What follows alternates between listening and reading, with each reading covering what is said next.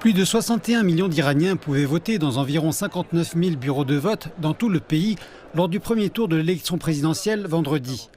Le scrutin a eu lieu un an avant la date prévue, l'ancien président iranien Ebrahim Raisi ayant trouvé la mort dans un accident d'hélicoptère en mai. Selon le siège des élections iraniennes, d'après plus de 24 millions de bulletins de vote dépouillés, le candidat réformateur Massoud Pezeshkian a augmenté son avance sur celui qui est arrivé second, Saïd Jalili, en remportant 10,4 millions de voix, soit 42% des suffrages.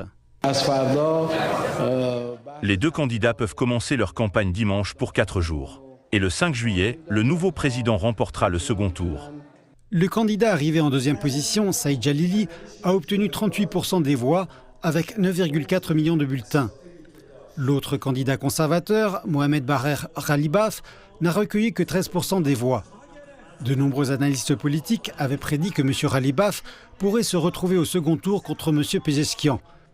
Le candidat religieux, Mostafa Pourmohammadi, a obtenu moins d'1% des voix. Étant donné que le taux de participation aux élections législatives de cette année a atteint un niveau historiquement bas dans l'histoire de la République islamique, il était important pour le gouvernement d'augmenter le taux de participation. Un seul candidat réformateur a été validé par le Conseil des gardiens du pays. De nombreux analystes estiment que c'est une des raisons principales pour lesquelles un pourcentage considérable de non-votants potentiels ont participé aux élections.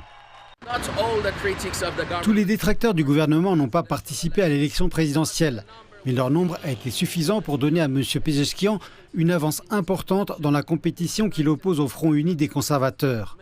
De nombreux partisans de M. Pezeshkian pensent qu'il pourrait s'agir de la dernière chance pour les réformistes de rétablir la confiance parmi leurs partisans dans l'arène politique iranienne.